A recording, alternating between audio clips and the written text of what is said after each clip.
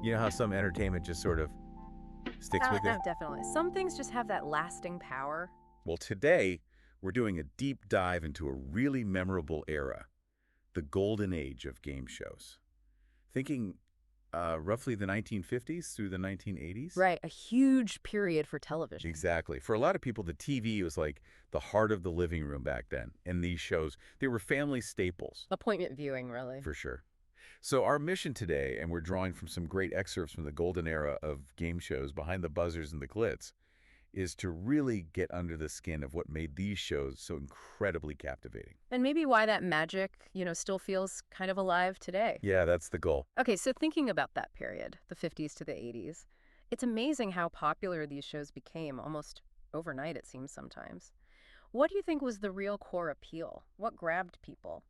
Well, based on our source material, it really seems to boil down to this fantastic combination of simplicity and accessibility. Right, you didn't need a manual to understand them. Not at all. You didn't need a PhD. It was often just about guessing prices of everyday stuff or what families thought about things, or sometimes just pure luck, making a deal. That sense of, hey, I could do that, must have been huge. Absolutely crucial, I think. You were right there with them, participating vicariously, feeling that excitement of maybe winning or, the disappointment of a near miss. Right alongside the actual contestants on screen. Yep. And the shows themselves, the big ones. Oh, the household names, yeah. Oh, like The Price is Right.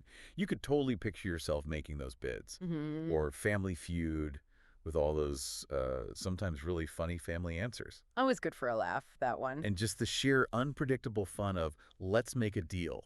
Mm. You never knew what was behind that curtain. Exactly. These weren't just TV programs, they felt like shared experiences. They really were. Yeah. In a world that could feel pretty ordinary sometimes. They offered a bit of an escape, didn't they? A chance to see someone, maybe someone just like you, potentially win, you know, big money or amazing prizes. That must have been incredibly exciting to watch. Oh, totally. And you mentioned the shared experience that was massive, the water cooler chat the next day. Was probably all about who won the showcase showdown or what crazy answer someone gave on Feud. Right, okay, so we can see why this was such a phenomenon for viewers. Mm-hmm. But the book also really emphasizes the importance of the people leading the shows, the hosts. Ah, yes. They weren't just reading questions off a card. No way. They were real personalities, and they absolutely shaped the shows they were on. That's such a key point. The host was often the glue, weren't they? Holding everything together. Mm-hmm. Your guide through the game. Kind of the contestant's friend for a moment. And the main engine of the show's energy, really. Think how different a show feels with a different host. Totally different vibe. Like take Bob Barker, The Price is Right. For so many people, he was just this warm, reassuring figure. But also totally in command of that stage. Exactly. You trusted him, right? Yeah. Even when he was playfully giving a contestant a hard time for bidding, like $1 million on a dishwasher. Yeah, that blend of geniality, but also, authority. He set the tone. Contestants felt comfortable, but they knew he meant business when it came to the rules. Masterful. And then you contrast that with someone like Richard Dawson on Family Feud. Oh, complete 180, yeah? Richard Dawson, king of the quick quip, and of course, those, well, Yeah. let's call them enthusiastic kisses for the female contestants. It was definitely a different time. It certainly was. And I bet people watching back then had some strong opinions about that. But you can't deny his connection with the families. No, his ability to draw out those sometimes brilliant, sometimes baffling survey answers it was a huge part of that show's appeal. What do you think made that sort of sometimes edgy charm work so well? I think he created this feeling of a slightly chaotic, but ultimately, good-natured family get-together. Yeah, that makes sense. His interactions weren't always predictable, and that element of surprise, plus just his genuine amusement at some answers, it really pulled viewers in. And we absolutely have to mention Monty Hall. Let's make a deal. The ultimate showman. Right. Always that little mischievous twinkle in his eye, making those deals. Door number one, door number two. Or the box. Don't forget the box. What do you remember most about his whole dynamic? It was that constant tension, wasn't it? That risk versus reward. Should I take the sure thing or risk it for what's behind the curtain? He played that so cleverly, always keeping you guessing, keeping the contestant guessing. Yeah, the source really hits the nail on the head. These hosts were the absolute heartbeats of their shows. They became like familiar faces, part of the family almost. Okay, so let's dig into some of the really cool details the source brings up. Those like mind-blowing facts and quirky things that show just how deeply these shows got woven into popular culture. Oh, I love this stuff. Like Jeopardy. Did you know it actually premiered way back in this golden era? Right, though the format was a bit different initially. Yeah, slightly different, but still.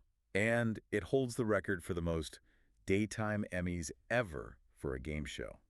That says something about its quality and staying power, right? Absolutely.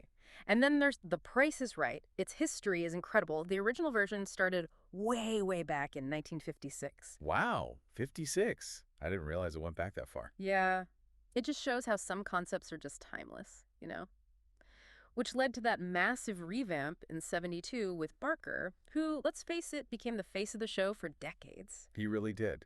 Yeah. What is it about guessing prices? Why do you think that's kept people hooked for so long? Well, it's universal, isn't it? We all shop, we all try to figure out value. It taps into something really basic and relatable. That's true.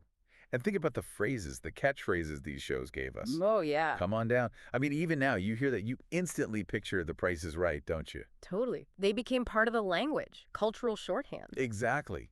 Not just lines from a show, but part of how people talked. That's a great point. And speaking of memorable bits, Let's Make a Deal gave us the glory and the hilarity of the Zonk prizes. Oh, the zonks. Yeah. Yes, trading a potentially great prize for something completely useless and bizarre. That element of surprise, the risk of ending up with, like, a giant inflatable banana instead of a car, Yeah. that was pure entertainment gold. What did the Zonks add, do you think? They just injected this wonderful sense of absurdity, didn't they? Kept it all fun and lighthearted. Reminded everyone it was just a game. Yeah, even if you walked away with a ridiculously oversized toothbrush, it was about having a laugh.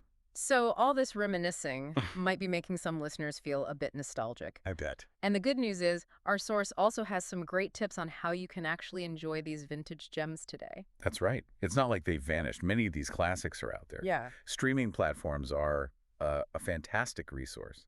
Lots of archives available. You can find old episodes of your favorites pretty easily and just dive back in. Have you revisited any classics recently? I dip in now and then. And for something more, like, interactive, the book suggests hosting your own game show night. Oh, I love that idea. That sounds like brilliant fun. Right. Bring that golden era vibe right into your living room. You could totally adapt the formats, make up silly prizes, have a great night with friends or family. Imagine a home version of Match Game. That could get interesting. And for those who want to go a bit deeper, the source recommends checking out biographies of the hosts or maybe watching documentaries about that whole era of television. Yeah, getting the behind-the-scenes scoop. That could give you a whole new appreciation for what went into making these shows. What part of the behind-the-scenes stuff do you think is most interesting? I think the pressure, maybe, and just the sheer mechanics of pulling off a live or live-to-tape show like that every day. Yeah, the production side. And for connecting with other fans, the book mentions online forums and discussion groups. Still thriving communities out there for vintage TV fans. It's a great way to share favorite moments, learn trivia you never knew, and just connect with people who love this stuff too. Have you seen some of those forums? Oh, yeah, they're out there. And for the truly dedicated fans, there's always collecting vintage memorabilia. Now you're talking. Imagine owning an original contestant badge from The Price is Right. Or maybe one of those Family Feud survey question cards. A piece of actual TV history. That's pretty cool. Okay, let's think slightly outside the box for a second. Our source has a couple more creative ideas for engaging with this. All right, let's hear them. These are kind of fun. One suggestion is you could create your own virtual game show, maybe on social media. Oh, interesting. Like adapt a classic format or invent your own and get your friends involved online. Exactly. A modern twist on the old formats. Could be a laugh. Have you ever seen anyone try that? I think I've seen quizzes and things, but maybe not a full-on virtual game show. Cool idea, though. Right. And the other idea mentioned is visiting a game show museum. Now, obviously, that depends on if there's one accessible. Yeah, they're probably not on every street corner. No, but if you're a huge fan and you ever get the chance, imagine seeing the actual sets, the props, maybe one of Monty's trading coats up close. That would be amazing for a real enthusiast. Okay, so as we start to kind of wrap up this deep dive, what would you say is the main takeaway from looking back at this golden era? I think the source really drives home that these shows were much more than just, simple entertainment filling airtime. Right. They had a deeper impact. For so many people, they were real cultural touchstones. They brought folks together, they celebrated ordinary people getting a shot at something extraordinary. Yeah, putting everyday people on TV was still kind of novel then. Exactly. And they just became a massive part of the collective experience. Their impact on TV is, well, it's undeniable. Absolutely. You can still see the DNA of these classics in so many game shows today, can't you? Oh, definitely. They really laid the groundwork. What elements do you think have really carried over? Well, the core things. Right. Suspense, that audience participation feel even if you're at home. Oh, and that crucial dynamic between the host and the contestants, that chemistry. Yeah, that's still key. It really shows how well crafted those original games were. It does. It speaks to the enduring appeal.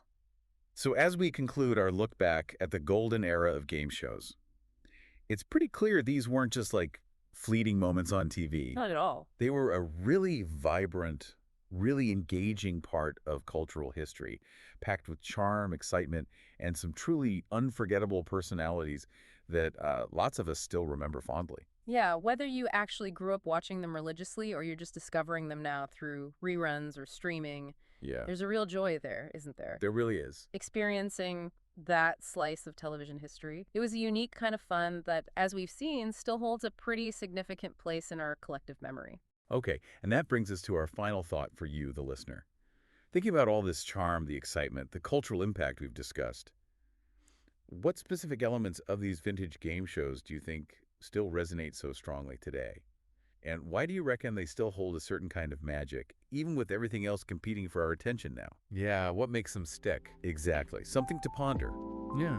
Maybe while you decide which classic episode to queue up next.